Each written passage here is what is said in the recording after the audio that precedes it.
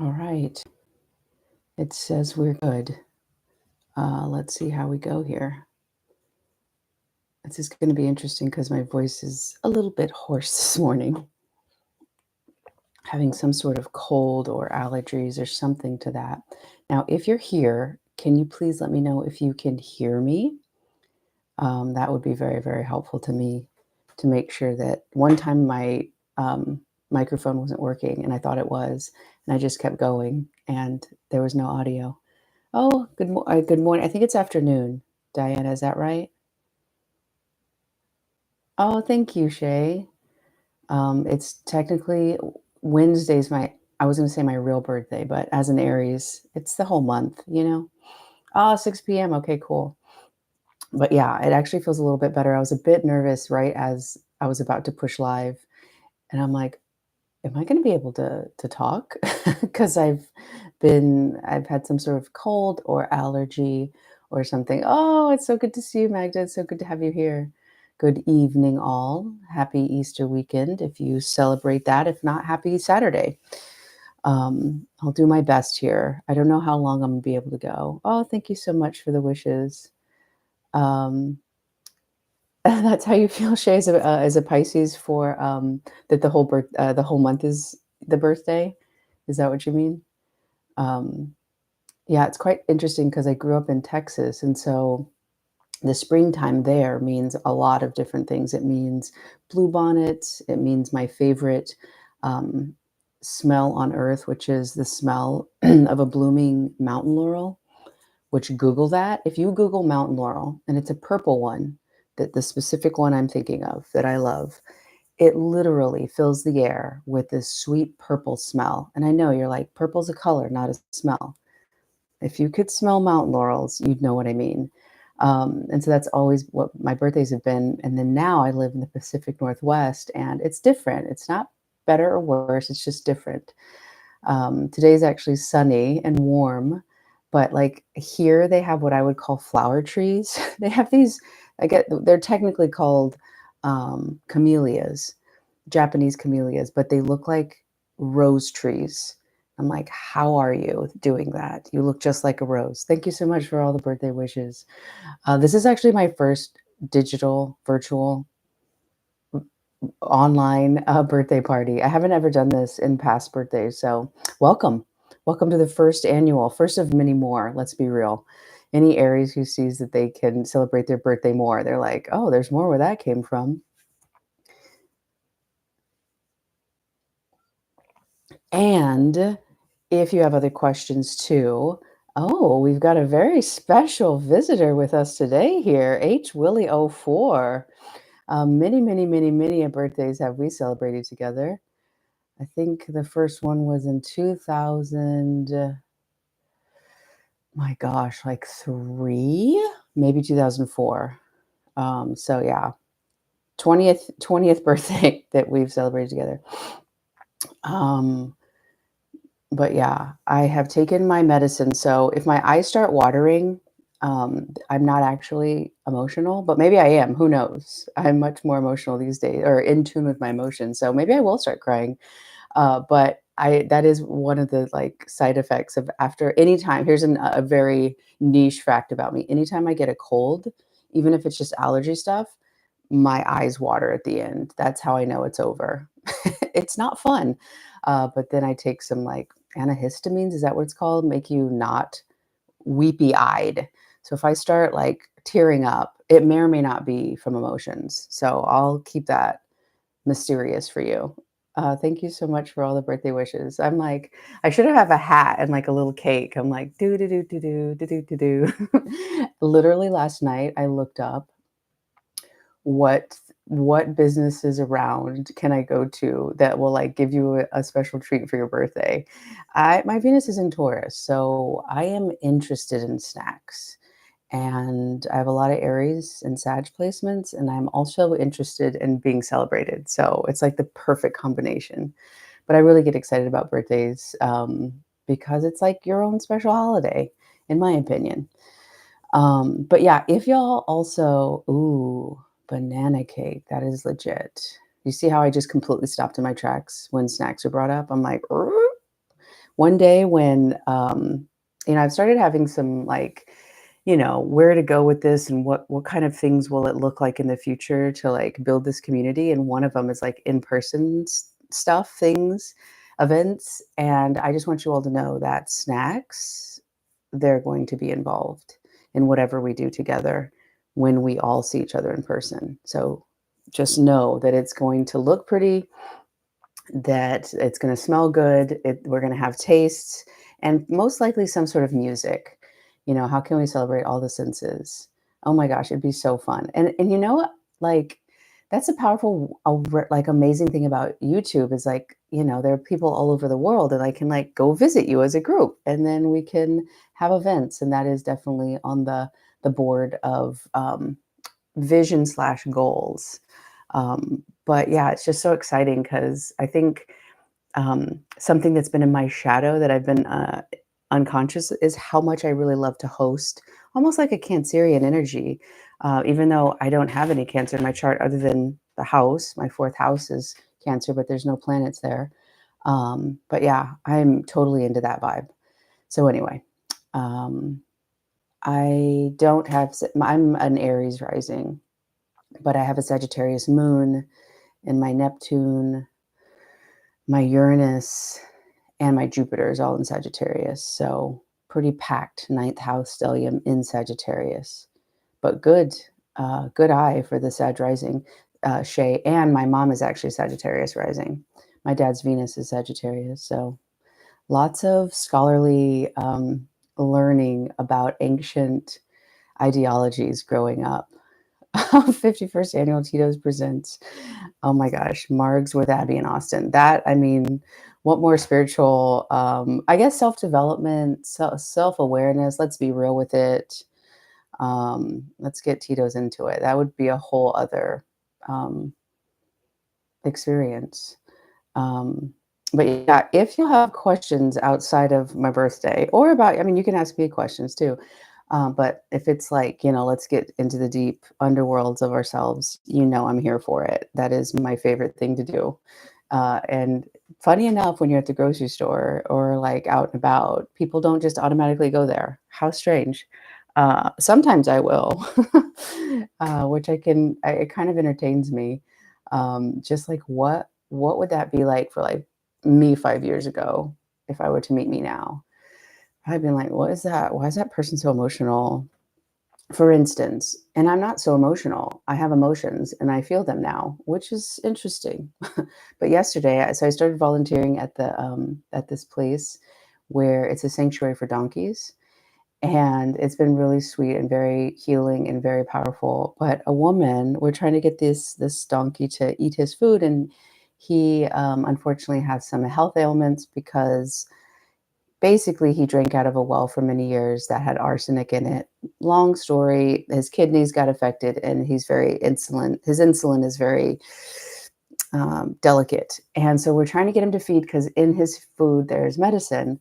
And he wouldn't do it and he was so stubborn. So I had to sit there and feed him. And it was really beautiful. But there was a woman there and she was sharing, and it was really sad. So I found out that the donkeys are always companioned. They have to have companions to sleep.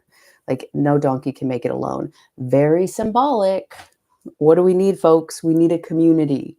We need to know we're safe. We need to know we're part of it. We need to know that we don't have to do it all alone.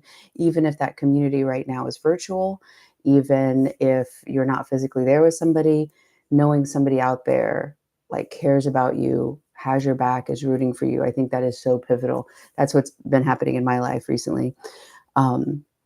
But Mikey, who's the donkey, he had a companion named Leon, and unfortunately, Leon he was poisoned more, and after a couple years, he passed away. But they buried him out on the property, and they said for many weeks that Mikey would go and lay near where Leon was buried, and I mean, I just started crying. Like, how sweet is that? I mean, it's obviously very sad, but yeah, the whole point of me telling I just like blacked out and told the story. I'm like, what was my point? Oh yeah, because before, which is interesting, I guess this is actually helpful, but I would have repressed that. I would have been like, no, it's inappropriate to cry. It's like weird if you cry. And I wouldn't be thinking those thoughts, but I would be like, keep it together, as if it was bad or wrong to cry about something that moved me so deeply to tears. So, and the title, I think, I forget what I titled this live. I think it was something about like how to actually make changes to, I don't even remember. But essentially my point of why I labeled it that was like to talk a little bit more about like how to actually create change and some of the discomfort in that transition, which a lot of people don't talk about. They talk about, oh, you didn't have your thing and then you have your thing. And now when you have your thing, everything's great. And oh my God, like there was no discomfort, and there's only discomfort in the old. And that's not necessarily true. Is it more comfortable living in the new? Yeah. But is it paved with uncomfortable situations? Yeah. And learning to hold space for yourself in those uncomfortable situations or unfamiliar emotions and feelings is also massively helpful as you're making all these changes and as you're putting in so much work. Um, so, actually, my next video, which I think I'm going to record after this, depending on my situation, is how I broke the habit of being myself. To give you a better understanding of not just the topical things and ideas, but to dive a little bit deeper and why it's important and even deeper on how the hell you can do it and kind of what to look out for. Um, yeah. And I mean, and the other thing too, hang on a second. Can I mute myself? I didn't want to cough in your ears. Um, oh, okay, Shay. I'm the same way. I am great. Yeah. And again, realize you got good at suppressing it because the environment early on, either it really couldn't hold your emotions or you perceived that your emotions in that situation would have not been okay. Doesn't matter if it was real or perceived, because that created that experience inside of you of how I can and how I can't be, which is also part of how to break the habit of being yourself, how to break the habit of identifying with that level of consciousness. Oh, thank you very much. Oh, India, hello. Thank you for the birthday wishes. Um, and I wrote it down so I wouldn't forget. Oh, okay. Thank you, Past Abby, for giving me notes for this situation. But what I've been thinking about a lot lately is this idea of, okay, so there's old Abby and there's new Abby. There's, 1.u, 2.0u, the old version, the new version, whatever you want to call it. There's that old version that's so comfortable and you know yourself, even though it's painful. And then there's the new one. And at every point of your waking life, you're going to either relate more to the old version of you or relate more to the new version of you. And getting really clear on the roots and the depths of where you're responding from or how you're showing up in a situation is where you can really start making big sustainable changes. Because if you keep relating to the old version of yourself, right? For me, it's like, I'm not worthy, I have to earn it. So if I keep showing up in the situation and relating that that is me, then everything, every effort after that is just going to be stuck in the old energy, because deep down, my self concept or my level of consciousness that I relate to, that I identify to, it's like I'm hooked into this one. So no matter what I do, I cannot get over here. No matter how I could use every ounce of effort and time I have in a day. But if I relate to that the most, then I can't get over here. And there's a bit of an identity crisis that no one talks about, in my opinion, or I've yet to hear about. And maybe as I'm getting more aware of this in this specific way, maybe I will hear about it more, because that's what our RAS does, right? Our reticular activating system. We tell it, this is important now. And then it scans, it's like, oh, there it is. I just, if you were to take the time to read Vitalize and Simple Truths, which is a very dense read, it took me quite a while to get through the bulk of the book. And I still think I have a couple chapters left, but it definitely, like, there's like a peak of information, like, oh my God, this is insane, in a good way, of how things actually work inside in terms of our subconscious and our conscious. You can look out everywhere, everywhere, everywhere. But if you're in that level of consciousness, if you were in a skyscraper, no matter how hard you tried, if you were on the third floor, You cannot see or know what's on the 25th floor. You can have ideas, you can desire it, but it won't actually be able to help you perceive of anything until you raise your consciousness level. And I think getting more aware that as you transition from the old to the new, there can be identity crisis, and you really have to get real and you have to get clear and be honest with yourself about who you're relating to more. Because even though you're like, of course I want the relationship, of course I want the new money, obviously we're not disputing that, but is the old you still getting some sort of need met, even if it's crumbs? And when you think about leaving that and not being that way anymore, you might notice, if you get deep enough, that there's almost a panic. Well, if I'm not that, who am I? What am I? And it's like almost like you want to run back and go to it. That's at least what I've been exploring and thinking about, because there is this, when I really got to a certain level, I don't even know how I did that, but I was just thinking about, kind of giving up. One of my things is about victimizing myself. Oh, this person did that. Oh, poor me. And in the past, I would run to people, other people I cared about, and like, oh, look what this person did to me. Oh, look how mean they were, to try to get sympathy because I thought that was connection. And recently in my life, I've not done that, right? I've seen where I have this huge impulse to be the victim. And it's like, oh my gosh, breathing through it, doing my own ABCs, doing exactly what I share with you, and starting to see, oh man, who am I without, if I'm not a victim? Where will I get my XYZ? Because that reaction, that behavior is meeting a need. And if you can get to the level of awareness of that, you can start to say, like, oh God, for me, if I'm a victim, I get connection, I get sympathy. And if I get sympathy, maybe that's a form of love. It's like, yeah, that's actually not what I'm looking for. So yeah, I'm willing to give up being a victim so I can step into my power, even though that might feel lonely. Or, okay, if I have my own autonomy and power, then I'm all by myself. Then I don't need anybody. If I don't need anybody, no one's going to be there. But those, as I explore them more, are actually, they're poorly reasoned ideas, right? That's a level of logic from a younger me. So if I can look into what's really blocking me and see that, oh, that's actually a misunderstanding, it makes it so much easier to step into that. Yeah, that's Magda, that's right on. There is a level of grief and sadness. And I think also too, realizing, you're kind of like, what are those dolls that stack in themselves? Do y'all know what I mean? It's like a little one, and then it's inside a bigger one, inside a bigger one, inside a bigger one, whatever those are called. That's kind of how I see our identities. We never forget them. That part of us is kind of always in there.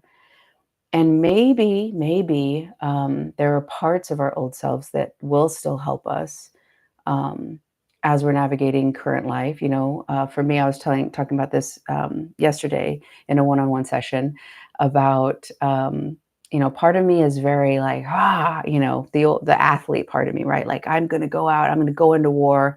All my Aries, my Mars, my Mercury, my Sun, my rising, all in Aries. And even my Mars is like 28 degrees Aries. Oh yes, Russian dolls. So there's a part that's like, if I work hard enough, if I outfight something, I can persevere. Well, that can help if I'm physically getting attacked, if my life is in danger, if I'm running out of a burning building, great. But if I'm in an emotional dynamic, or if I'm needing my higher level of logic and I'm trying to like be a warrior, it's not going to be good. But that part of me that I used to kind of always either be suppressed, or I'm going to go and fight the fight. It was either that or that, just back and forth. But, that warrior part can be helpful in the future if my life is in danger. So having that, I don't want to just say, oh, well, that's gone. It's never going to be gone, but you learn how to tap into other parts of yourself and reclaim the you've disconnected. That's really what's our shadow, is just the disconnected parts of ourselves, which were created by an internal experience from an outside stimulus. The outside stimulus doesn't say, oh, you're going to do this or this. An outside situation can affect all of us here differently. But what happened inside of you is that distortion, is that fracture from your true self. And with the fracture, part of your power goes. And then you relate to that experience and how to get it back through the old dynamic of outside in. Oh, my hands. Outside in. I need that to change so I feel different. They have the power, and I'm kind of helpless, hopeless, or stuck until the outside changes. So that was a big. I guess I can talk this morning. Oh, thank you. Thank you, Ken, for the birthday wishes. Let me see if I. Oh, thank you, Jamie. Jamie Kate, for the birthday wishes. Let me see if I thought I had another. Oh, yeah. But yeah, there's almost like this identity crisis. This is like the things I've been thinking about lately. But identity crisis of learning how to feel comfortable in a new default feeling or emotion. Like if you're used to chaos, if you're used to constant stress, you might sabotage and kind of blow things up so they'll get more chaotic, or go towards things that unconsciously will recreate, you know, maybe a wishy-washy, an abandonment, or maybe somebody who's not trustworthy. Whatever your old pattern is or your old experience, you'll be more likely to recreate it if you're not conscious. Oh, okay, I'm starting to feel really uncomfortable. Peace feels boring. Peace feels like I'm on edge because I'm looking to see where the threat's coming. I can't let my guard down. Oh, the old warrior's coming back, and that part of me wants to fight. And they're going to look for something to go against. But there's an element of learning how to hold space for those new emotions, even though they feel wildly uncomfortable. That's my point that I'm trying to say. Does that bring any new ideas, or I was going to say compliments, but I meant comments, Aries. I'm like, does that bring any compliments you'd like to say this morning? If you'd like, but also, does that bring anything up for you that you've experienced? I'd love to know. Or other questions, statements, sharings. Um, and then while I have you here, I'm going to also share this, because another really cool things. Oh, hey, Tom. Happy Thanksgiving. I always love your sense of humor. Why do little things manifest, but the things would be the life you want to live? I think it says live. The heart, there's like the emoji thing that's blocking out the lower part of my chat. Oh, there it goes. But the things would be the life you want to live seem to be elusive. Well, the little things are safe, right? And I'm just going to give some examples. So this is why it becomes very important for you viewing at home or wherever. Very, very, very important for you to learn discernment, because there's some people who might have a wound with relationships, but when they're talking about manifesting or creating a new situation, they're talking about money, but they might not have any wounds about money. Money might have been a safe way for them to be. They might have had access to all those things. So they don't have an understanding of someone who has a deep wound. But if they talked about love, it would be very, like, they probably wouldn't want to share it because the wound is still appearing. But, so if look for people who have healed and transmuted a very hard situation, that would be a huge indicator, because you can have wounds with friendships, but not romantic relationships or money.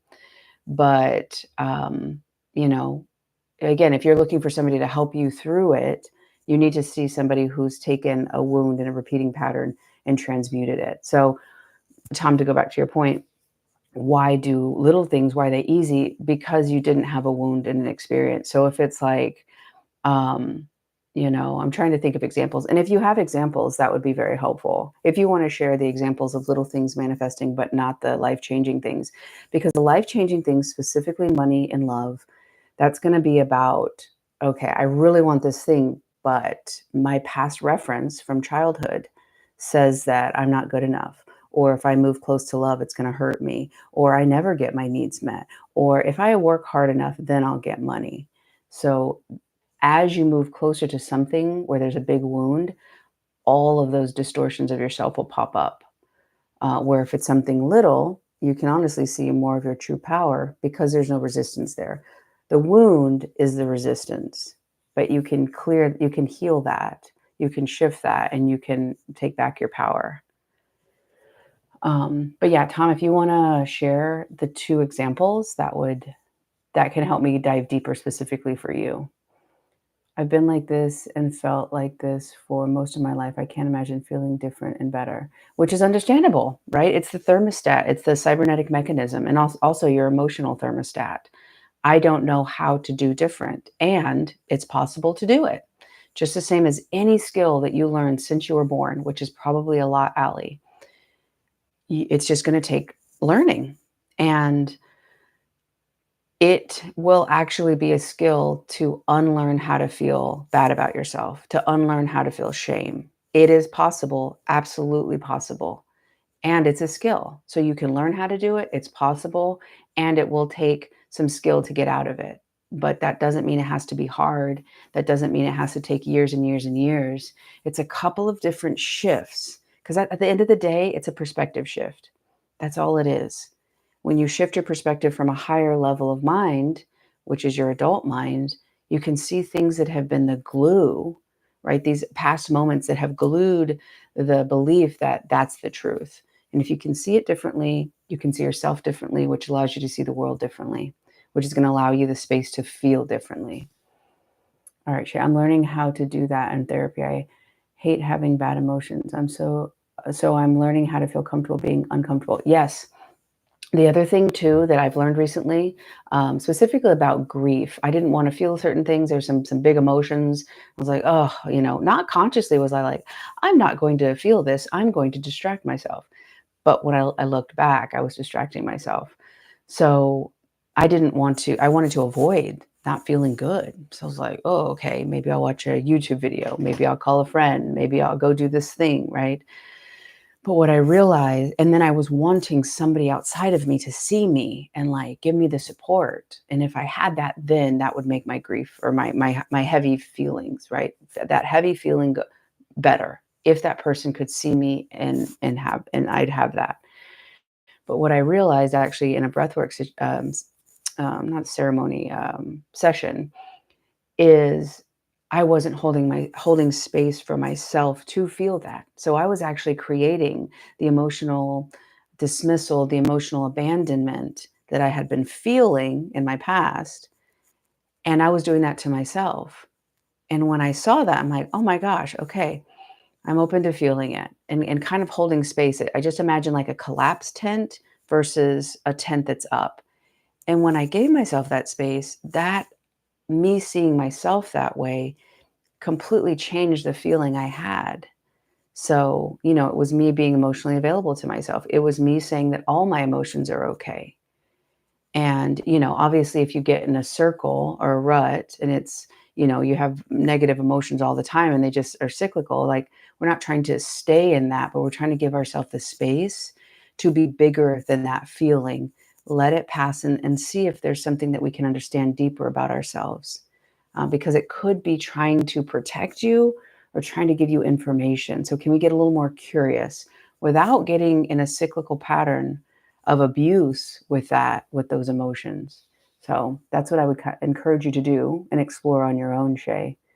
But I totally feel you about, negative emotions. And what I would imagine too is if negative emotions were ignored or if they were not allowed in childhood, you could be recreating that environment within yourself and you can change that. But it makes sense on why you created it to stay safe. That's what it's always about. Okay, Marvin00, is there a limit to manifestation? Can we manifest anything? Not talking about bringing dead people back. I mean, I like to keep it really simple and go to the etymology. So the etymology of the word is to make seen what is unseen, right? A manus is a Latin word for hands. So, manifestation is to be able to feel and touch our invisible dynamics, which I think this is like such an interesting segue to the video I'm about to make, but I have a quote. I have a couple different quotes. Y'all are getting the inside scoop here. So it's from Neville. Man is incapable of seeing other than the contents of his own consciousness. So we can't perceive and therefore experience anything outside of our level of consciousness. We possess the ability to raise our consciousness, but we get emotionally hooked into the painful past. So, when people get so far beyond and they want to, manifest these really outrageous, and I won't say outrageous, that's not my business, honestly. But when it's something like not related to them and they're putting all this energy to see, approve if it works, I think for one, that's it's you're excluding yourself in the dynamic. So it's kind of starting off with a bit of self-abandonment and also kind of busying yourself outside of yourself. So it's like, oh, if I can do this stuff, but where are you with you? If there's something in your life you want to change and it's causing pain in the meantime, but you're over here trying to manifest this grandiose thing, and if that manifests, then I'll have it. It is an element, in my opinion, of the opposite end of self-abandonment, which is distrust and suspicion, um, and not staying in your true self, but abandoning that to like be suspicious because of probably a past betrayal, if that makes sense. Does that answer your question, Marvin? I feel like that was I went a little big, but like more like not big, but I don't know. I don't know if that answers your question. So, is there a limit? I mean, I think that our ability to change our lives and create inner happiness and peace is like, there's so much that we can do, that the more we learn to free ourselves and where freedom comes from and what we're really looking for, not our ego looking, but our self with a capital S looking, that's when we really tap into our true power.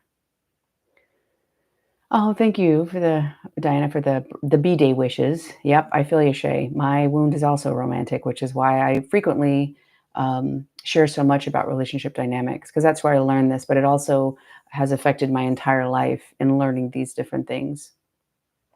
When I'm manifesting and I naturally feel a blissful feeling as I'm doing it, is that living in the end?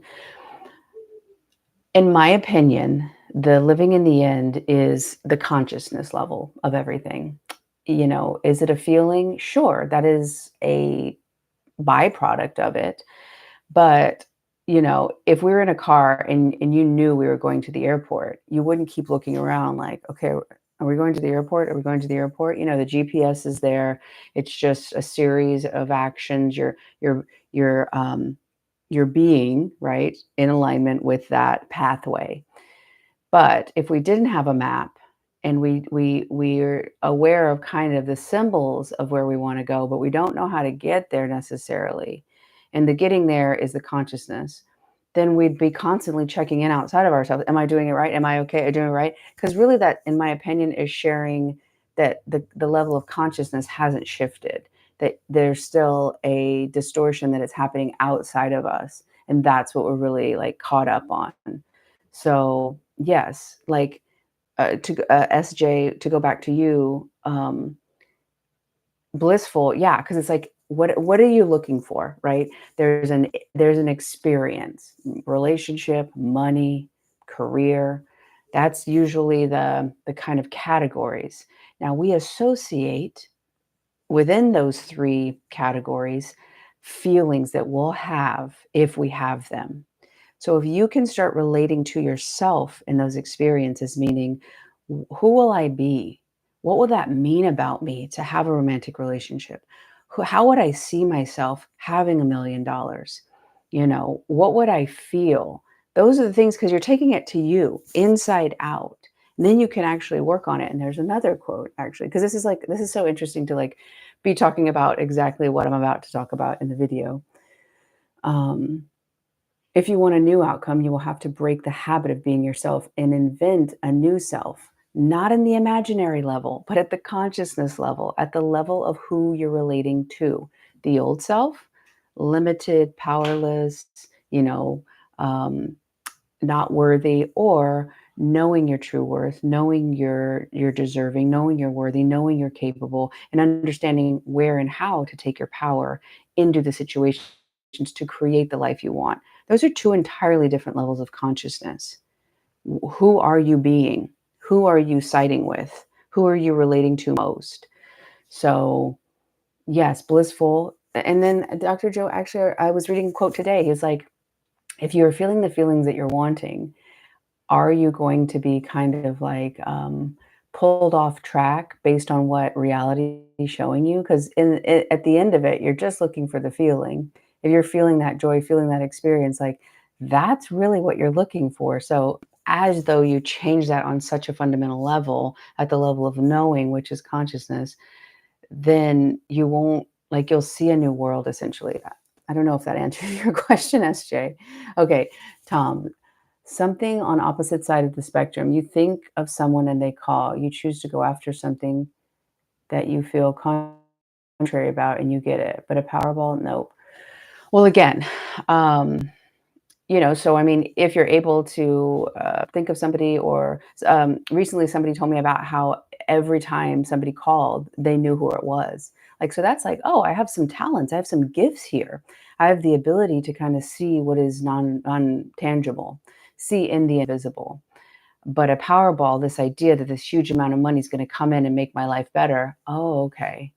I can't do this. I can't get what I need. Why does it never work for me? Oh, that sounds like the story of childhood. That sounds like an idea or a perspective I have of myself, a level of consciousness I have when it comes to getting my needs met. So the more you can resolve that by shifting your perspective of the past, which I talk more detail in a lot of different videos, but that's really where it is. The big wound of I can't have my needs met. Well, choosing something that you feel contrary about, it doesn't have anything to do with your needs. Um, okay, you knew somebody thinking of the call and they called, doesn't have anything to do with your needs. So there's no resistance there. So the resistance is these ideas that say, no, that's not the real me. The real me struggles to have their needs met. The real me isn't valuable to other people. The real me isn't able to be heard by other people. That's what's pushing up against the experience from coming into your life, if that makes sense. Does that answer your Tom? Does that answer your Tom? Does that answer your question a little bit more, Tom? Okay, Diana. Last video you said something essential on avoidant attachment style coming from boundaries having been crossed. I'm trying to remember what you said about fear of losing yourself in connection. Yeah, usually the avoidant attachment feels they're going to be engulfed or smothered or lose their independence in a relationship. And that could even be with money. So they want to create space to feel safe. And then the anxious is the opposite. Somebody crossed their boundaries too far away, so they feel they have to chase them to stay safe. But the avoidant, somebody crossed the boundaries, they feel like this, so they move away. Does that answer does that answer your question a little bit more? I feel like the wheels are already starting to come off in my brain. Last time I went almost 2 hours. But you know what? We give our best each day and we see what we can do and have compassion with ourselves in the meantime. Okay, Jamie Kate. How can I take the biggest goal I've ever had off the platform, especially when being a published author depends on the external validation of it sounds funny because I'm pretty sure you mean literary agent, but just the idea of a lit agent, it's like they are awesome. But maybe you do mean that. I'm not sure. Um, well, I mean, I think I'd really get into your potential wounds of being seen.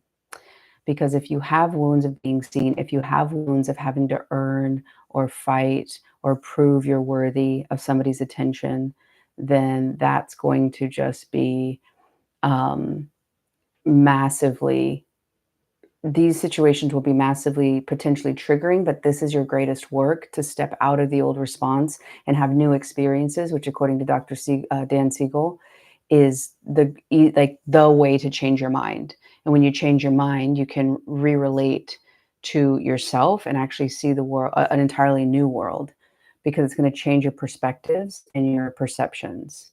So I would say how to take it off the platform would be to okay, here it is. Here it is. Right? Here it is. Here it is. Here it is. Like a glitching robot. But anyway, um, okay, so here is the published author, right? That's the platform or the pedestal, I'm guessing. So rather than, oh, I'm going to take it off and put it down here. No, you just need to see yourself on a platform that's equal to you. So What ideas about yourself when it comes to being seen? What ideas about yourself when it comes to your work? Whose opinion's more important, yours or other people's? And I get the idea that, or the concept that yes, somebody has to value it. But if they don't, are you going to say, "Oh, I knew it. I'm never good enough. They're never going to see it. I work so hard. Oh, I'm in my old story." Okay, maybe there's somebody actually who is better suited to be my agent. If they're not understanding it, that's actually a hidden blessing that I don't have to prove or fight for them, because then you're just going to get a lot more of avoidance or neglect, which is probably going to emulate and echo your early on environment. Let me know if that helps, Katie, Jamie, Katie. Okay, Marvin, yes, thank you. This week has been sensitive. My dad's second passing. I'm so sorry for your loss. I was invited this week with friends and had to watch SO. Mm, yeah, that is hard. Um, Now I have a couple of questions here. Let me reread this. Okay, so you're at first I combined these two. That's why I was having a hard time. So it's a hard week for you, which I'm sending you love because you deserve that. I wish I could give you a big hug. Obviously, that is going to be a very sensitive time, a lot of emotions. Um, and then during this week, so apart from that, as you're having those feelings, you were invited to a friend. Now, when you saw that interaction, what I would like to get to is more of like, obviously, that's creating pain for you. Obviously, that's not feeling good. Did you watch that for 2 hours? Like, I want you to kind of go like this. We're not judging you or blaming you, but what made you feel you had to see that? Did you think that if they saw that you're the person that you're interested in, if they saw you hurting, that that would change? The reason I say that is because my past, I felt like if I suffer, if I'm struggling, that's how I'll get sympathy. And if I get sympathy, maybe I'll get some love. And it's like I would have daydreams like sometimes as a little kid, like getting hurt, because then I could be coddled, or like when I got sick, right? Then there was space and time for me. But that I found myself in a lot of really painful situations, and I never really got what I wanted. Um, so Okay, now you said I applied your advice from last time, sat with the discomfort to see what was the inner cause. Now, did you do that in the moment? Because there's a huge thing here, and I'll continue to um, reiterate this in the videos. The ABC and the new choice is to take care of yourself. Get out of the triggering experience in that way, right? Because you're just like, okay, this is too much for me. Regulate your nervous system. Be there for yourself in the ways that your adult caretakers were not there for you. That doesn't make them bad people, but it means that you missed a part of essential, um, emotional attunement and you didn't get it, and you're learning how to do that for yourself. So first, you want to remove yourself from the trigger. After you're not triggered in a place where you feel safe, then you can sit with those discomfortable, uncomfortable feelings, if that makes sense. Let me know, Marvin 00, if you want to share. There's absolutely no pressure to share more about it, but I'm curious on what made you feel, or what pushed you to be there for that long when it caused such heartache. I mean, my heart goes out to you, because if that was me, I wouldn't have been able to do that. Um, and you don't deserve to have to sit for 2 hours watching that. So how can we learn from that situation for you so you can better take care of yourself in the future? That's I'm curious about. If you want to share, no pressure. Always happiness. Also, I guess I'm a bit dyslexic because I frequently read words backwards.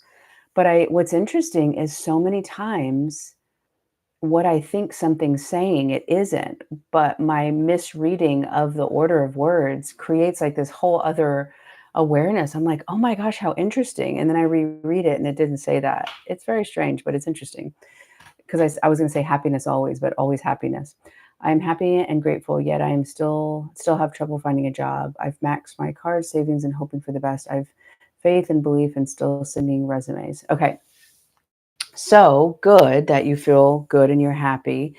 When it comes to that money, I maxed out. There's not enough, or the resources to take care of myself are limited. So I'd go back to how available was love for you as a kid? Was it limited when you needed it? And I mean, part of this too is, did you kind of have to create and, and I'm not, anything I say is not critical or judgmental, but it's like, did you have to kind of create this fantasy world in your head to avoid some really difficult moments in childhood? Because anytime I hear about money and it's like really strapped or very scarce, automatically I think of how you were taught that your resources showed up. That could have been most likely from mom or one of your caregivers. How nurturing was it? Barely enough time for you? Were they really busy? Were they emotionally overwhelmed with themselves? Did they make it all about them? The more you can uproot that, the more you can actually uncover your true dynamic with money. Because right now, money, the projection of your past and those caregivers is getting projected onto money, in my opinion. So if you want to give me more details, I can give more feedback. So again, wonderful that you're happy and feel grateful. Um, and how can we get you more clear so you can take your power back? That's what I'm asking. Can you? Oh, feel free. In the moment, it didn't let me bother me that much. I continued interacting with the group and focused on enjoying the time. Then at home, I let the tears come. Okay, but I didn't let it bother me that much. So what I hear is it did, and then you suppressed it. And again, this could have probably been a functional way to survive in your childhood home. Maybe there's an emotion. Oh, can can't see that right now. I'm gonna just keep on going here. So how do you do that? You got to listen to your body better. And again, would you agree with that, Marvin? 00, that you didn't let it bother you, that maybe there was an element that it kind of bothers you where you're like, no, I'm fine. I'm going to do this. Because some of that could be a disassociation or just like, no, I can't feel that right now. The more you get better at listening to your body, the more you can, oh, you know what? I don't know if this is good for me. Or maybe I'm going to hang out in the other room. Or maybe I'm going to stay outside. I don't know what the party dynamics are looking like, but something like that of like, oh, hang on, that doesn't feel good in my body. And we're not saying y'all need to change because I feel uncomfortable. No, we're saying, ooh, I'm getting triggered here. I need a safe space. Okay. Let me know, Marvin, about if that resonates or what that feels like. Um, Yeah. So Diana, can you please expand on avoidant attachment style showing up in relation with money? So everything, it's just patterns. That's how I see it. So for avoidant attachment, right? You could feel smothered that if you're in a job and you start to assume, oh, okay, if I take that $15,000 raise, they're going to expect more from me, or what do they want from me, or they're probably going to XYZ. The more you leave to assumption, the more you recreate the past, right? And again, if you shared a little bit more with me, Dinah, about how that might be coming to you, that could help. But I want to like read all the comments and talk, so that's why I'm like, I'm trying to like focus on my words. Um, I can't believe I didn't have a birthday hat. I just want to put that right here for everybody. Um, but you'll avoid any situation potentially too where you'll be seen, or will you'll have to maybe stand in your true power. Because if you stood in your true power when you articulated yourself, when you said your opinion, and you were, your boundary was crossed, maybe that was mental, emotional abuse, physical abuse, you will avoid that with money, right? If connection emotionally for you as a kid was too much, you will avoid that the same with money. Not always, but it is highly possible. Okay, always happy. I was adopted and it was not the best. I was told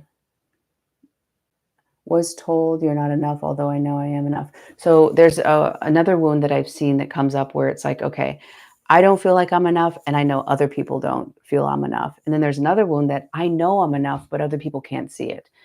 Both lose themselves in situations, because if you continue to assume, oh, they probably think I'm not enough, oh, they're doing this because they don't like me, oh, that you're inserting that, and the only one rejecting you in that moment is actually you. So that's what I'd say about that. Oh my gosh, I just like I have to share this with you. I have like these kind of more textured jeans on right now. And like I kind of like grazed my fingernails on the side. And it reminded me somebody was like influencers. And then they did something and then they were like doing this and like, doing their fingernails on and I was like, "Why are they doing that?" And then I saw somebody making like this protein cookie dough, and what does the person do? They're like, "Join me as I do the cookie dough." And they sure enough clicked the glass. I'm like, "What is happening? How did I miss that that's a thing?" I just wanted to share that with y'all that that's what it just made me think about. So, that's how random my brain will be. I'll be like, "Oh, that thing from a while ago. That's amusing to me." Okay. Learning okay, so Jamie Kate. I'm learning to stand in the wisdom of my worth. A lot of unlearning. Exactly. You're now getting the chance to say, is this true for me? Actually, no. And recently I heard a quote, and this is not the exact quote, but if you wouldn't take the advice from somebody, right? Like if you wouldn't like want to take the advice to emulate whatever life they're living, maybe it's about love or money or job. If you don't want to do what they're doing, so you probably wouldn't take their advice. Also, don't take their criticism. So don't value somebody's criticism as truth when you don't even really want to like follow or emulate the life that they're living. That doesn't make them bad or wrong, but you get to choose how you want to be your life to be.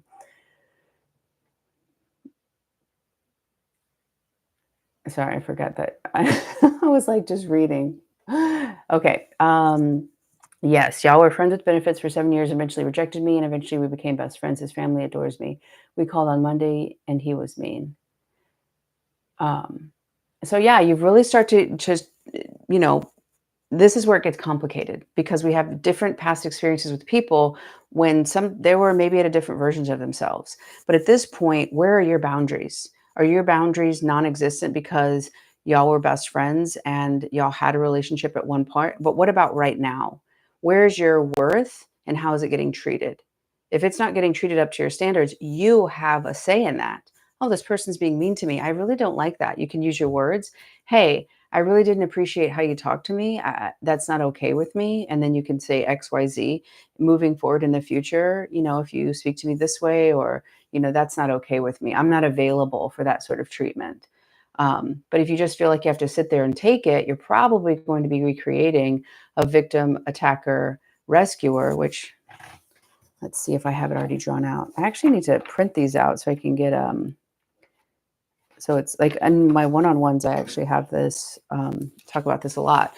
And I think we talked about it before, but I mean, it took me many years to get it. So victim, oh, I do remember this because I was having this issue.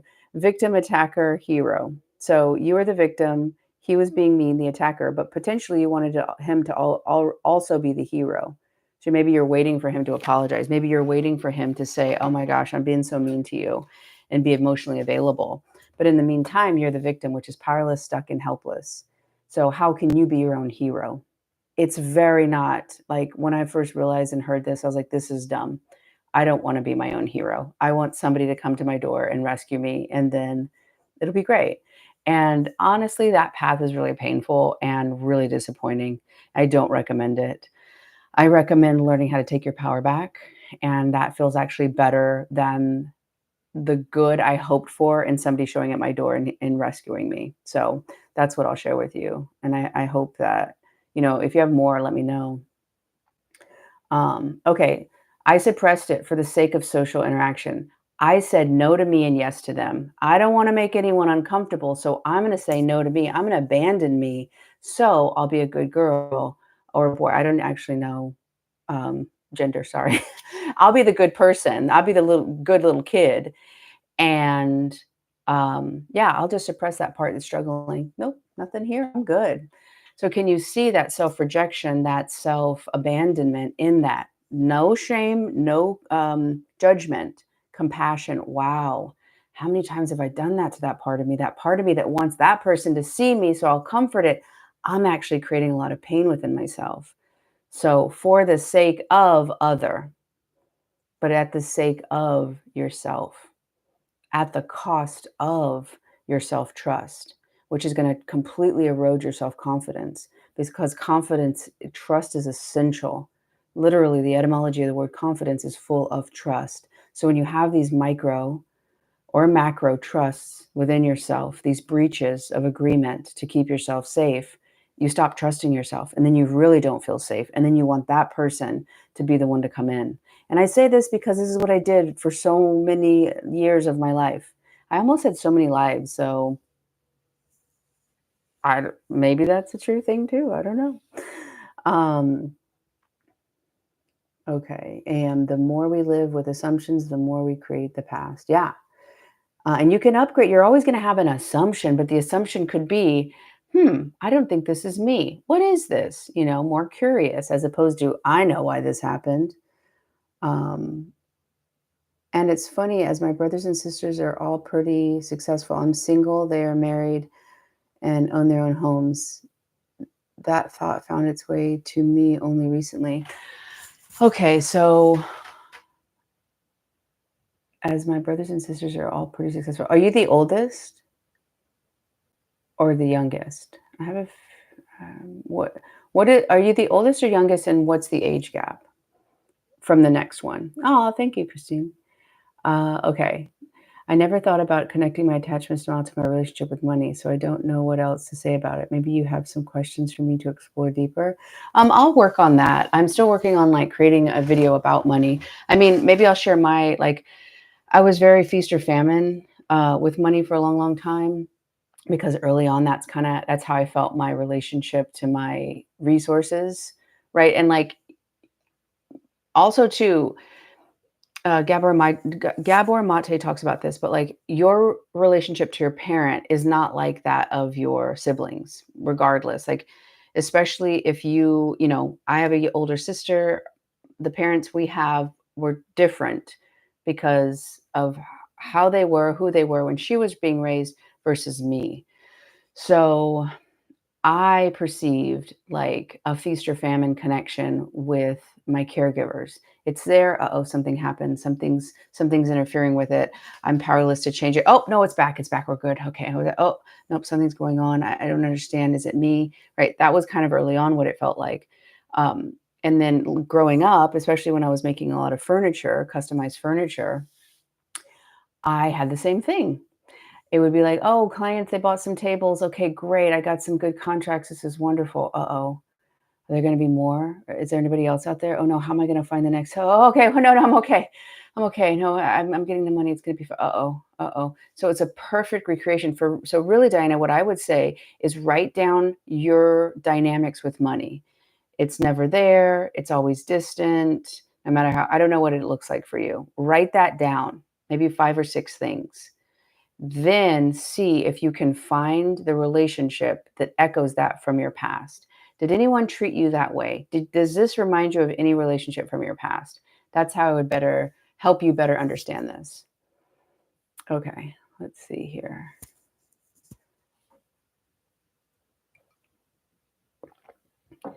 Okay, yeah, that's good that you took time to process it after the interaction. You felt better. A year ago, I would have been triggered for 2 weeks. Wonderful. Huge.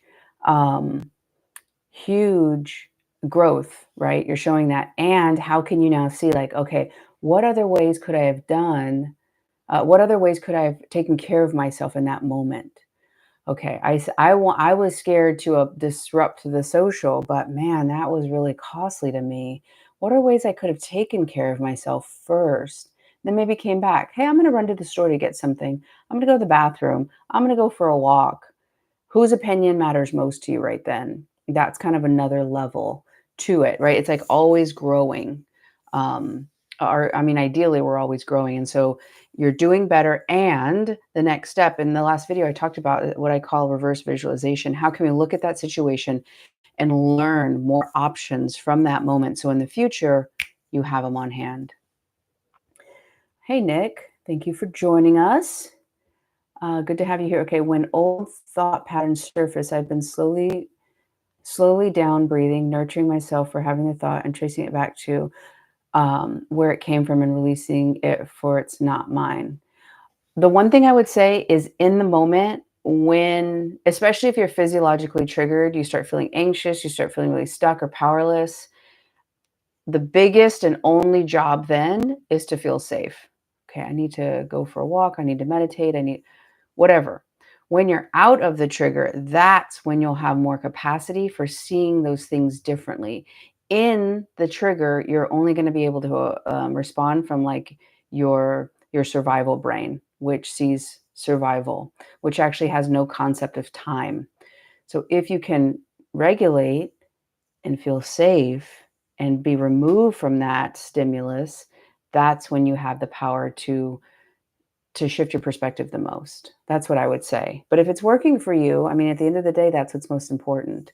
So, and I don't know, you're starting to see the old thought patterns. Maybe you're not triggered. Maybe you're just noticing them. So take it with a grain. That's is what I would say. How to deal with distractions or habits. I don't understand the question. Are you saying how to deal with distractions or bad habits or like habits that take you away from your goal? I mean, distractions are little ways that your old self concept can be maintained, right? I'm going to put this distraction. Oh, I need to go do this. This is really important. What does that make you do? It makes you avoid potentially the uncomfortable feelings with breaching outside your comfort zone, outside your current self image. So, oh, you know what? I'm not going to work on that paper. I'm not going to do that video. I need to go out and clean my car out. Or, you know what? There was something my friend wanted. Maybe I'll call them. But really, you're just kind of throwing out grenades and it's like smoke and mirrors to distract you from going past where you perceive that you'll be safe. And the same would be said about bad habits. They're keeping you in an impulsive reactionary pattern of safety, which consciously creates more pain in your current experience. Okay, AM, what if I know that they're not rejecting me because I'm not enough, but I'm just bothered that they're rejecting me? I know it. I'm not shitty person. Sorry for cursing. I'm not. You can curse as much as you want. I mean, disclaimer, no, please don't curse as much as you want. I've had some people in the past lives, they're like, F this. And I'm like, okay, this is crazy. If you want to share that, that's fine. Within reason. Let's just say that. Within reason. You're not going to offend me. Okay. What does it mean if somebody's rejecting you? For one, you're taking it that they're rejecting you. Do you feel that that person has actually stopped to actually get to know all of you? That's my first question. Because the only way someone could reject you is if they actually knew you. If not, they're assuming and they're doing their own shit. And oh, there I go. I'm cursing now. So in the second what does it mean about you that they're rejecting you?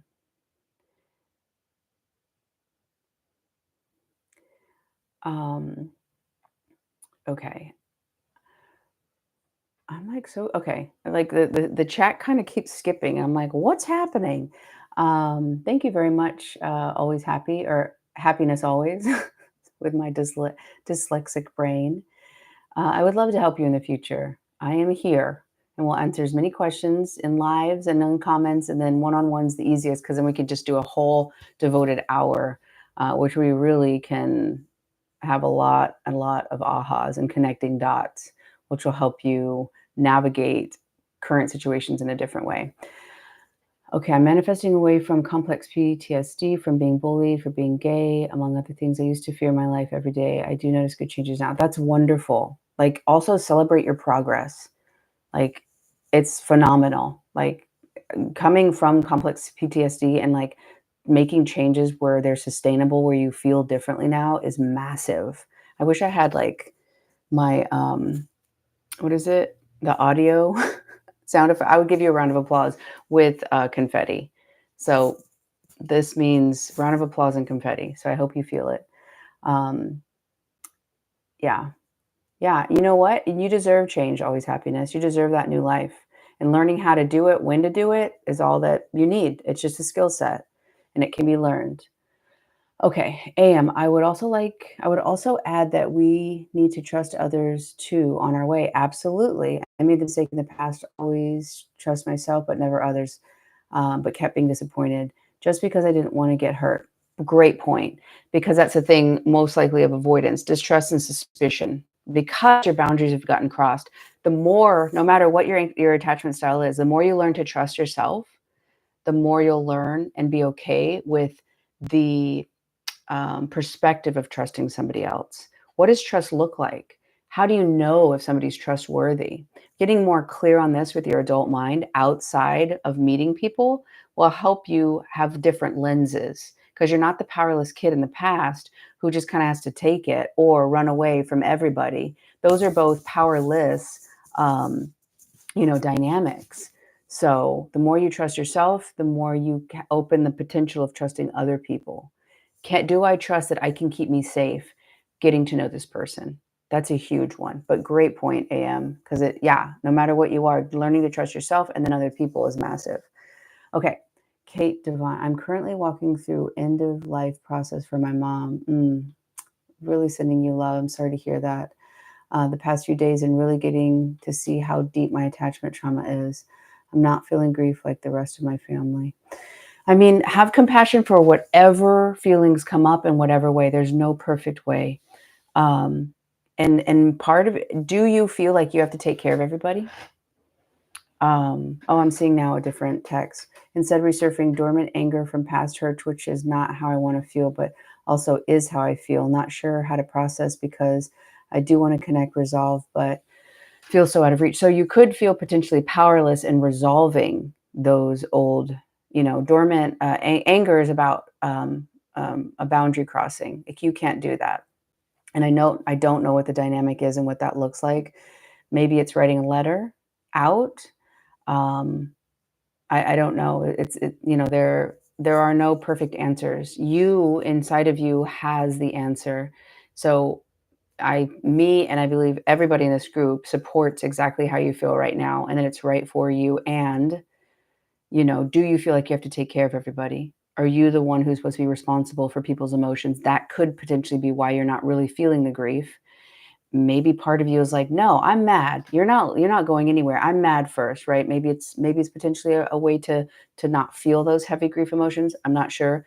All of it makes sense and all of it's okay because there is no perfect or right way to grieve. It's in your own time. And good that the anger is coming up so that you can see it and potentially help to transmute it during this really incredibly painful time.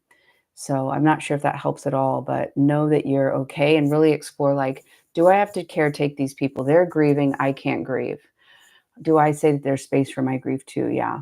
Okay. And is potentially this anger helping me not feel the deep feelings? And just explore them. There's no right or wrong, but really have compassion. I really wish I could give you a hug too. Um, and yeah, sending you love. Sorry to hear this is happening. Okay, Marvin00 SP and I had a talk in the past. Third person complains about me. I told SP he's free to do what he wants, but just for self-respect, I don't connect with. Um, yeah, I mean, was there any kind of pattern with three people in your past? Because it sounds like triangulation right now. You plus one, because it's still the triangulation victim, and the third person's the threat of connection, and then the SP is your. I would imagine like you want that person to be the hero.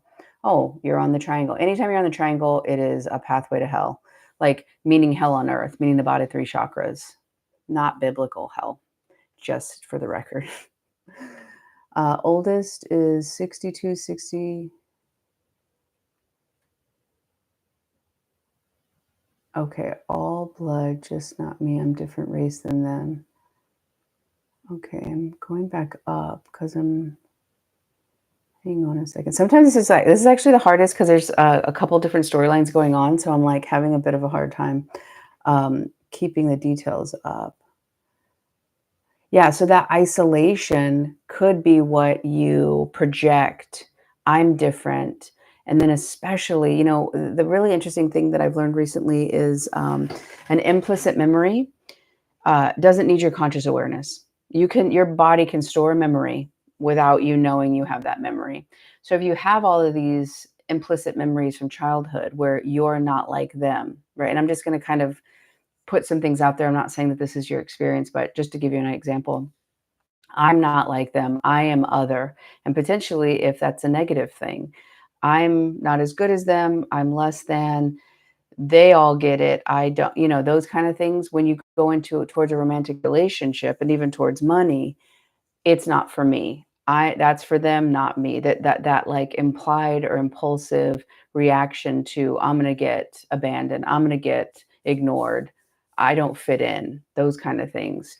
How can you start learning your needs, which is 100% one is going to be belonging, safety, security, consistency, um, acceptance. How can you start to learn your needs and start to know how to show up for yourself with those needs?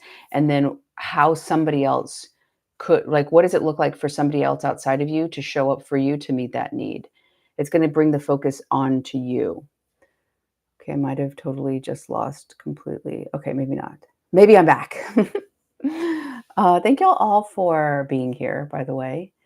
This is where I would, if I had a little woo, like party favor thing with my hat, just pretend, if you will, for a moment, we're having a party. But this is a really sweet, um, my old stories is everyone forgets my birthday. My birthday's not as important. Everyone else always gets the love and attention, and I get forgotten, right? So these are my old stories. So for me to be like, you know what, I want to do something on a live to put myself out there, and to celebrate myself and to treat myself nice, and like this is an exciting time. I love birthdays. I love my birthday. I love other people's birthday. So I want y'all to know, and especially too that I've never done this before, but I want y'all to know always that I am right there with you, learning and sharing as I learn and going deeper with the lessons. And my desire would be for you to get that freedom as well. And yeah, thank you for being here and for being part of my first annual birthday party live. So I wanted to let y'all know that. And really, all of y'all, like being part of this community, joining the lives, like I'm still in a state of shock at how like touching and life changing it is. And, even though I started the channel, I don't know, it's going on 4 years, like probably the past, I don't know, 3 years, but specifically the past year has really been shifting my identity and my connection to this, and like how I show up and how I value showing up and how I value leading by example as best I can. Yeah, I just wanted to share that with y'all. Okay. I want to keep listening for another hour, but I need to go. I'll contact. Oh, thank you, Shay. Happy belated birthday. And yeah, I'm here whenever you want another session. Thank you for the birthday wishes. Okay, loving hypno. I definitely do other things instead of make videos when it starts feeling unsafe. When the channel does really well. Okay, I definitely do other things instead of making videos when it starts feeling unsafe. Oh, so are you saying when the channel starts doing really well, it feels unsafe and you stop making videos? Because what I hear is a fear of being seen, which is understandable. And the discomfort, it's going to be there. That's part of the journey, but it doesn't have to drive the bus. Okay. I have a very specific situation and I think your help would be so great. I'll look into booking. Okay, cool. That sounds good. Oh yeah, Summerface. Thank you for reminding me or telling me that that is Easter tomorrow. So Summerface gets the round of applause for that, because I think that helped for people's day. Since no matter what you're doing, maybe just have a lovely day with either people or on your own or whatever you're doing. Okay. Oh, thank you very much, Erin, for the B-Day wishes. My mother implanted me with pure negative thoughts. Everything is going to go wrong always, so something will come up. I start thinking that something bad will happen. So the nervous system is looking for, where is it? Where's the other shoe going to drop? So I would say, rather than, because in that, you're only can be reactive to that. So if you're trying to stay calm in the ideas that she has, because essentially you're in the shadows of her energy still with that, or not still, but like with that idea. So if you're like, I'll be peaceful, even though I feel that the shoe's going to drop and it's going to be stressful, I'm going to be peaceful. You're just in a reaction opposite that idea. It's not actually what you want. So, oh, this isn't mine. Okay. What can take care of me right now? And then actually stepping out of that rather than just reacting or responding from, because right now it feels like it's in polarity. She thinks it's going to go bad. She's stressed. I'm going to try to be peaceful, but it's still in the energy of it. So, yeah, I hope that that gives you a little bit better perspective. Nick, at the end of the day, you're doing fantastic. So, I'm only trying to help give different perspectives in hopes that it'll help you loosen it even more. Um, it's 85 for the sessions, and I actually which actually that was like a whole thing too, because I actually stopped doing one-on-one sessions for, I believe it was, I'm trying to find something on on the interwebs right now. I hope. Sometimes that does like autoplay, and I'm like, please don't make noise right now. Um, but it took me, so I didn't do one-on-ones for 2 years. I think it was something like that.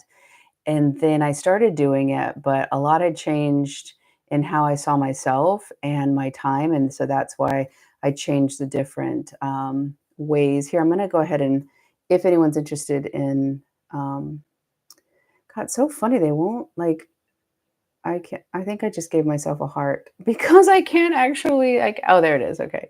I can't access it. I put it in a pinned comment. Um but yeah, and that actually was highly uncomfortable. So again, I'm in discomfort a lot too, just to try to continue to expand the concept I have of myself and to break past the barriers.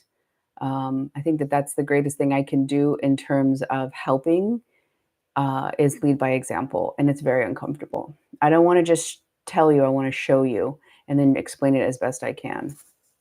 Oh, thank you very much. Um, is it Andrea or Andrea? Andrea. I hope on one of those I've said it right. Oh, and then is it Sana? Oh wait, Sanem, Sanam. I'm sorry if I'm saying these wrong. I have a insecurity about people saying people's names wrong. Just FYI. So this is me really branching out. I don't know why. It's like I feel like I'm going to offend people, and then I'm a bad person. So clearly, you can see they're not going to like me if I do it wrong. Oh, I have to earn. I have to be. Oh, I'm just going to go for it and show up as much as I can in this moment. But thank you so much for your sweet words. I haven't watched your videos in a while, but they started showing up recently. All right. It's good. Cracking some YouTube algorithms, which has also been its own interesting experience. Okay. Thank you for your insight. Yes, that pattern happened in the past too. Now I'm prioritizing my connection with myself and my healing and safety. And I still want to manifest this SP. However, the fact that it's been several years and he's rejecting me makes me feel like it's difficult. But I still understand my connection to myself is most important. Yes. And what perceived end emotion will you have with that? Because you're holding that connection, so you'll get that emotion. If you can focus on the emotion and release the attachment to that relationship, I'm not saying to like trash things that, no, I'm only trying to get, because if you would have told me that 5 years ago, I'd been like, F you, I'm over this, which I actually did. My mentor at the time, I stopped seeing him for 2 years. So I get it. Because I was like, "Oh, you want me to end my relationship? Screw you. I'm out of here." Anyway, it didn't personally end up well for me, but I am here to support and not discourage or judge. So with you're trying to connect to yourself, wonderful. Then with this person, you perceive you'll get an end emotion back if you have it. Okay. So what I want you to focus on is, okay, maybe it's connection, maybe it's being seen, maybe it's consistency. What do I perceive I'll get with this connection? Then take those needs and start to give them to yourself. Start to ask for them from other people. That's going to help you shift your relationship to yourself by seeing that relationship quality as natural, okay? And not make it so dependent on this one person. That does not say anything about this connection. We're not saying yay, nay, anything. We're just kind of putting it here and keep working on you. How you relate to yourself, how you relate to other people relating to you is what will either attract or reject the relationship you're looking for. Okay. Trying my best to take this all in. Been working on applying these kinds of teachings to heal and improve things in a current relationship. Oh, wonderful. I hope they're helping. Oh, and the other thing is I talked about this like an hour ago. So, one of the very exciting things about my birthday week, my birthday's on Wednesday. This event happens on Friday, I believe. Let's see, drum roll, Friday. But I'm going to be part of a really amazing event that the Heart Coherence Collaboration has is putting on. It has let's see some of the speakers, shall we? Last time I couldn't access this, which was so funny to me in hindsight, but okay, let's look at some of the speakers. We've got Dr. Bruce Lipton, one of my faves, Greg Braden, Jack Canfield, Kyle Cease, um, Ben Greenfield, like amazing, amazing teachers. And Brian Scott, he's got a big YouTube, Victor Odo. So really big names that I'm going to be a part of this. I created a specific meditation for this um, challenge, and I believe it's 30-day, yeah, 30-day heart coherence challenge. And they're actually going to monitor. The Heart Coherence Institute is actually going to be monitoring some different things that they have the ability to do because they're scientists and they're able to, you know, do science stuff. But the readings of different energies, however they do that, I'm not sure of the details of it.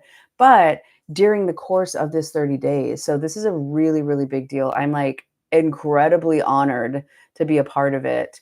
And the other cool thing is not only did I create a meditation specifically for this event, but I forget what day it's going to be released. I think maybe day 19 of the challenge. Um, in the meditation, it's like so personal because I took some of the audio from where I live, about 5 minutes from the actual house I live, and it's a creek. And I don't know, it just really, it's like so personal for me. And it's like really coming from my heart. So I highly encourage you to sign up. It's totally free. Literally, it's 100% free. And you get access to all of these teachers, you get access to a lot of different meditations. And the entire purpose is to increase your heart coherence. So that means your heart and your brain can communicate. When we're dysregulated or in high stress, that it's heart discoherence, right? We have little, and that means that we're not able to communicate between our head and our heart. And most importantly, our head is not able to get the vital information from our heart. We have more information going from our heart to our head than we do from our head to our heart. And recently I learned that in the embryological process of as we're developing, you're like, what channel am I watching? How did we get here? But stay with me. As we're developing at the embryological level, for a small amount of time, as we're doing our thing, our heart is actually above our head. And then at a certain point, I don't know, maybe it's day 20, it actually bows in, as does the brain, into its final location, and where you have our heart underneath our actual brain. So I think it's really beautiful to think about that the heart was leading the way early on, and then it folds under to be protected. But really, our true source of wisdom, in my opinion, is the heart. It's in the middle, and that's where our power, our freedom, our liberation all lives. And the more we learn to get out of our head, to regulate and increase our heart coherence, the better decisions you'll make, the less cloudy, the less fear, and the more empowerment you'll feel. So, and the information about the head bowing comes from Bonnie Bainbridge Cohen's work, which I highly encourage you to follow her. She has a lot of free information on YouTube that is amazing. It's learning how to. Yes, thank you. Here is the link for the heart coherence. You just click on that. I believe just like straight away is the sign up. Um, but yeah, it would delight me. If you want to do something for me for my birthday, sign up for this. And it would like not only support the group, the heart coherence, Kyle and Leah, which are phenomenal people, but you'll get the gift. And you are a gift to me, honestly. Your presence, your energy, your encouragement, it is very, very touching. And it really like amps me up to go create more and to learn more and to dive deeper. Because I really do feel like we're all in this together. Oh yeah, Jamie, Kate. Yeah, hell on earth. My teachers taught me that the bottom three chakras, when we get stuck there, it's hell on earth. And when we can get past the heart, the upper chakras are actually heaven on earth. Um, Interesting. That helps explain why my narcissistic Catholic tiger mom childhood is connected to past promiscuity and present self-esteem issues. Yeah, also too that judgment of in a box, earning salvation, like that doesn't sound godlike. It sounds man-made, if you ask me. Any insights on attracting marriage and more initiative from a partner? I'm currently long distance too, but I don't see this as an overly negative circumstance. It's just to let you know for context. Um, Attracting marriage. Well, I mean, it's hard without knowing more. Is this person like, are you more anxious? Or are they more avoidant? That would be my first question. Do you feel like you have to earn? You're always kind of like, are we good? Checking on the connection. And they're kind of like, I don't have space. That's too much for me. They get distant as y'all get close. Does that sound familiar? Oh, I still have water. How exciting.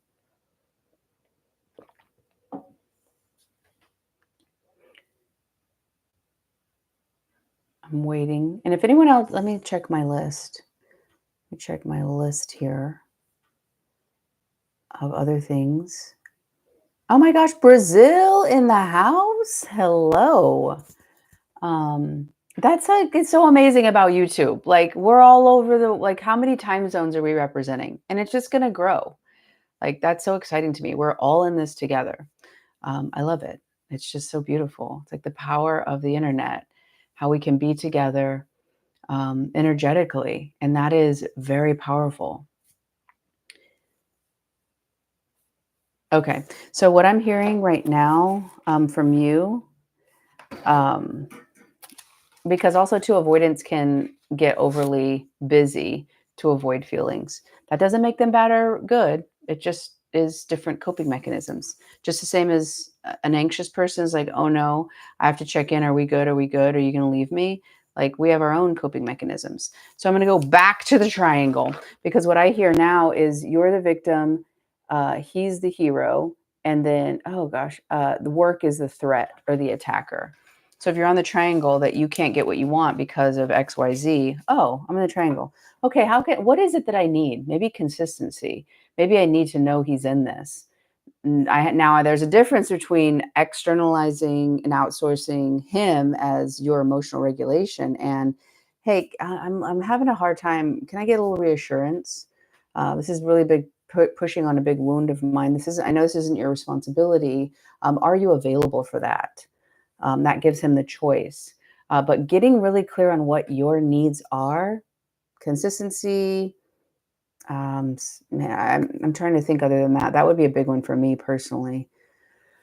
So let me know about that. But if you're like, oh no, he's got to go work. He doesn't have time for me. Oh, I'm assuming he's going to reject me. I'm assuming he's not available. Oh gosh, I'm assuming that if I ask for more, he's going to leave me. Oh, I'm rejecting me right now. I'm not listening to my true needs. But again, getting to the level of your needs is really important. And for an avoidant, most focus is outside of you on the other person almost constantly. In my experience, I'm not saying you do that, but I'm like, when I first started working with the person I work with, he's like, "Oh, you're like codependent times 100." I'm like, "What I'm hearing is that I'm elite." If it was a gold medal, would I get one? That's why I know so much about this is because my codependence, my anxious attachment style is very intense, or it has been in the past. And learning to work through that and heal that and transmute it has been this entire journey that's taken me personally about 8 years. But where I am now, there's no way I could navigate my life. I wouldn't have the life I have now if I wouldn't have done that work. And doing the work creates so much more space for peace and sustainability and new choices and new potentials of my experience. So, yeah, I don't know if that's helpful for you about the dynamic, but let's see, it feels good to hear you say those beliefs out loud because it's been hard for me to pinpoint in words. I've been working on, I can't read I think it's self-regulation. The little emojis keep blocking the text. Yeah. Okay. So in trigger for you, watch my videos about ABC. Nope, I'm starting to tell myself anxiety and comparison are going to be huge for the anxious attachment. Uh, Starting to feel like I'm not good enough. Starting to feel like, yeah, he's going to pick work. There's not enough space for me. Okay, I'm getting triggered. Okay, I'm breathing. I'm staying with myself, even though all my attention wants to go out there and see if he's okay. Can I get a text? That's the only way I'll be. Oh no, got to come here. Okay, what do I need? Maybe I need to go for a walk to reduce my fear scanner. Maybe I need some support from a friend. Maybe I need to go to work out. Maybe I need to journal. Maybe I need to just do a breathing exercise. How can I come back to myself and take care of that need that I have right now that I want some sort of response from him to bring me the relief? It's an inside out shift. How do you suggest we address body issues? I have body dysmorphia 15 years ago. I suffer from eating disorder and tendency remains, but don't act on it. I'm sure it plays a role in being rejected. Yeah, I can, let's see here. I'm hacking the mainframe. It's still, I think it will always amuse me to think about, oh, that's strange. I was trying to go to a website and it like brought up this other one. I'm like, I don't know you. And instead of typing flows and forms, what is happening? We are definitely in Mercury retrograde. Am I right? I'm having okay, well, I guess it's typical Mercury retrograde fashion. I can't pull up the website. So, the body dysmorphia, whose idea of who are you trying to live up to is which would be mine. I can't have anybody love me if my body looks like this, but who taught you that? Who taught your body was not right the way it is? I mean, from like 98% of my life, I always felt like probably from like 8 to like a year ago, I always like was a bit insecure with my body, like always feeling like, oh, it's just slightly overweight. If I could just lose a little bit, right? But it was this perpetual, like I'd lose a little weight, then I gain it back. I'd lose it just like stuck. And then I realized, oh, I haven't accepted my own. And like, sorry, this is like really squirrely, but I'm trying to think of like the nucleus of that. And my brain's like, meow, starting to fade away. Um, but it was because I was trying to be accepted by somebody else.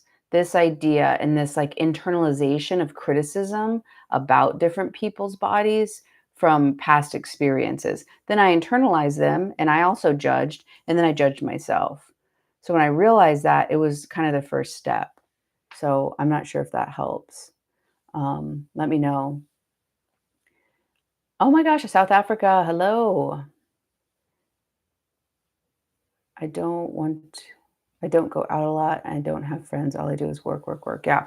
So what are your needs? So a sense of community, a sense of belonging, right? You're not alone. Wow, 2 South Africans, amazing. Um,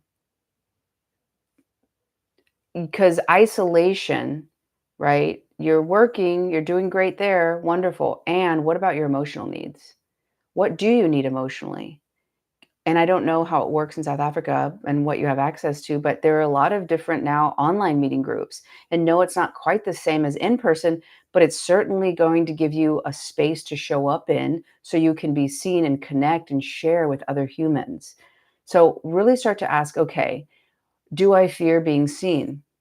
What do I fear that people will see in me and they won't have space for it? They'll see it and say no, because that's oftentimes why we isolate.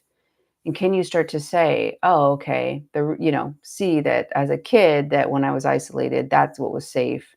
And start to say that and start to see like you in this group, like I'm glad you're here. I'm going to speak for other people too. They're glad you're here because we're stronger with more people, more perspectives, right? If we all went out through the city and had an exploration and came back and compared our notes, we'd be able to expand our perspective of the city because we all have these different vantage points. So yours is just as important as other people's, and we need it in the world, in the different groups that you belong to, that you might not have yet found, but are there for you and ready for your unique perspective. That goes for everybody. Like, I just can't share enough with you that your voice matters. You evolving to your highest self matters to this world. Your highest expression, like all of us need it in the world. And doing that will bring you the peace and the joy and the fulfillment that you're seeking right now in something else. But your pursuit of it will actually help you find it within you. I don't even know if that makes sense. So let me know. Is it Bongi? I can't. Is it Bongi? Bongi. Again, my apologies. Oh, good. Yeah, and it's okay to have fears. Identifying the fears, becoming aware of the fears and saying, "Okay, thank you. I know you're here to keep me safe and I love you for that. But right now, I'm good. We're safe." Because it's that little kid inside of you who fears being seen. Maybe there was bullying, maybe there was negative, immature parents around, and you felt you had to go and run away and like hide, or it meant danger. So now you got to say, "Oh, it's okay, little one. That little part of you. I got you. We're not in danger. I know you're afraid, and I can keep us safe now." Because then you're moving into that driver's position with your adult self, with your highest mind, and learning where the hook is for the fear. Oh God, they're going to think, "Oh, I'm good. I'm safe here. I'm safe now, and I trust I can keep myself safe, even when I'm around other people. The more I know me, the better I can keep me safe." So you're not alone in fearing that. The more you make it conscious, because there's probably a lot of implicit memories, meaning that you might not have conscious awareness of them because you didn't need conscious awareness to form them. They were snapshots from your childhood, and later part, or your past parts of your life. How does somebody overcome guilt? Well, I mean, potentially part of you could be so conditioned to feeling guilty that you look for reasons to feel guilty because the chemical cocktail of guilt in your body feels like normal. So if you start to feel good about yourself, you're like, "What the hell? Wait, let's hang on a second. Surely I can find a reason that, oh, here we go. 6 years ago, I did something, and that's bad. I did a bad thing. Oof, there's that chemical concoction flowing through my body. This feels like me." And even though you're like, "No, I hate this," understandable, but your body's so used to it, it could potentially be running on autopilot. So the biggest thing is going to be awareness in the moment. Like the power, all of our power is in the gap between the stimulus and the meaning or the reaction. "Oh, I really want to feel guilty here." Maybe somebody comes up and says, "Oh, remember you did that bad thing?" Who are you with? Are you with yourself, realizing, "Yeah, I have made mistakes. I've made mistakes. I could share with you different mistakes I've made, and how potentially I'll always regret doing that because I really hurt some people. And I know I'm a good person, and I know that I learned from that, and I don't feel guilty about it." And maybe there's some future action that would help you, writing a letter. I don't necessarily know where the guilt is coming from, so it's hard to give more perspective on it. But were you taught to criticize yourself as bad? What's that early on environment? You could be hearing an internalized version of your parent thinking it's you, and it's not. It's a regurgitation of their own stuff. You're bad because XYZ. So you're kind of that inner tyrant to yourself. Um, Self-acceptance, just like I used to have the mentality of perpetual looping, just a little bit more. Yeah. Also a little bit more is I don't have it. So how can you start to say, "Okay, what am I actually looking for?" Maybe I'm looking for acceptance if I lose a certain amount, or maybe I'm trying to distract myself from a deeper problem. Maybe it's shame that somebody taught me something's wrong with me. And I think that you said earlier about you're gay, which so am I. Learning to have that self acceptance, not based on other people's opinions of you, but your opinion and your acceptance and your approval of yourself. It's either your opinion's higher and theirs, you hear it, but it's under you, or other person's opinions, expectations, judgments is more important. And you're perpetually over here trying to make yourself better, trying to fix yourself because of what they think.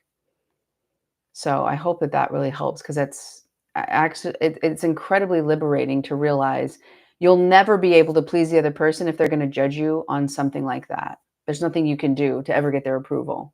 So that can be very heartbreaking because you're like, "Man, I just wanted to connect with them. And I thought if I got them to approve of me, then I could connect." But there's an inability from their part to connect. or they wouldn't have that judgment on you. And if you can realize, wow, that's not possible, but I can reclaim myself, and there's liberation now that I don't have to go chase their approval. I don't know if that resonates, but that's really what helped me. So, okay. There's been shitty behavior in the past that was very out of integrity, which has taken accountability for, but those trigger me to like, okay, fears come up for me. There's been shitty behavior in the past that was very out of integrity. Yeah, I mean, sometimes we're not our best self. And can we forgive ourselves and hold space for that as part of the human experience? Try to learn from it so we don't repeat it. But because of that learning, we're actually better off for that experience. That's the real source of wisdom, and transmuting your past experiences into something that's beneficial for your future. Okay, if I answer your question on my relationship with money, I see my dad's relationship with money. Okay, I've always, I always have enough for everything I want. I do want to trust that more. I do want to trust that more and relax. Okay. Okay, so sometimes it can be the relationship that the parent has with the actual thing. But if you can look at the energy you have, the dynamic with money, not looking at money, but just almost money as a person. Okay, when money comes around, they're kind of like they never really see me, they avoid me. They're never really there as much as I want, right? They're too busy for me. Those kind of things. If you can look at it more like a relationship and then see what relationship dynamic does this remind me of from childhood? This is good, but there's not I have enough. I have everything I want, but I don't have that security. So early on, there was some sort of limitation from getting the love and connection you needed. Maybe it was siblings. Maybe you had to split, you know, the attention of your parents. Maybe the parent was really busy and they didn't quite have enough time for you. So you're always wondering, is it going to come up? Is it going to be okay? My safety is outside of me. I don't have any autonomy to change this. When you start to shift that, you'll start to see new opportunities. Like it's crazy. It's not magic. It's just literal perceptions. Oh, I'm perceiving of this now. Huh. Where has that been?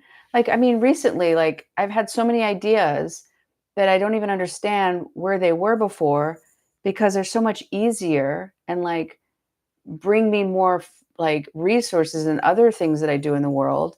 And it's like, how was this here the whole time? Because it has been here, but I couldn't be the victim. No one's seeing me, no one values me, and have these perceptions in the world. I could either relate more over here and see the world this way, or I'd be stuck over here and see the world this way. Um,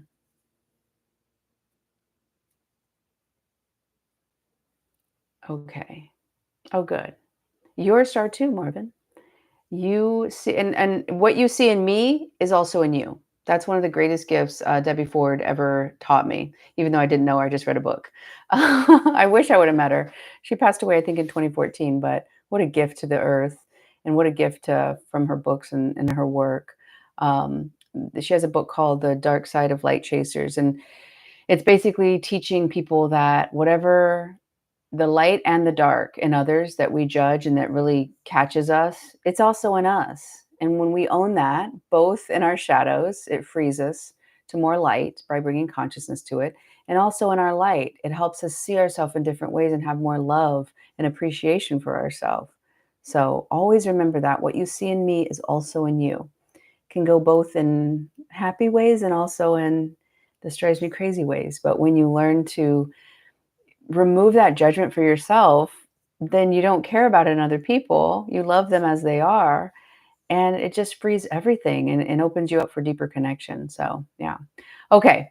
I think that this is going, it feels like we've only been doing this for like 25 minutes, in my opinion. It's been an hour and 45 minutes. This is a delight. This was honestly a great birthday treat to have you all here and to interact and to share and connect. One day, I think I'd like to try to do like a Zoom like, so there'll be more, I can see y'all or like have some sort of deeper connection there. And I don't know how to do it yet, or I would have done it. So I'm still thinking about it, but maybe we'll do small groups where it'll be, oh, thank you. It's not my birthday today. My birthday's not till Wednesday, but it's kind of a birth week. Let's be real. So I'm gonna drive out to the ocean and, yeah, a couple other little things, but, um, it's probably, yeah, one of my most content birthdays, I've ever had just because of my own space within myself, and that came from me seeing myself deeper, which creates more space to be seen and more space for how I wanna be seen in the world. Like, it's literally like I always thought it was outside in, but it's really inside out. Okay. Okay. Okay. So if I can ever help y'all with that, that is a gift and an honor in this lifetime. So let's see. Don't forget about, I'll post it one more time. Let's see if it's still on here. Yep. Here's another link, or here's another posting of the link. Join the Heart Coherence challenge. My words, you can see they're starting to run away. They're starting to scatter, and I'm like, oh, maybe I need a little break before I record the video. How I broke the habit of being myself, which is going to be very on par for what we just talked about. But yeah, thank you all so much for being here. Thank you for showing up and sharing and contributing energy to this channel and this community. It really means a lot to me.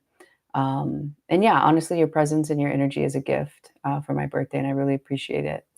Sign up for the challenge if you want to work with me one on one. The link is at the top. I think I've pinned it. My technological skills are improving. I've pinned it at the top. And if you're watching the replay, it's going to be in the description box on the bottom. But I love you all. Thank you so much again for everything. And yeah, I will venture on into my birth week, feeling extra loved and excited and grateful. So I love you all. Have a good rest of the weekend and take care.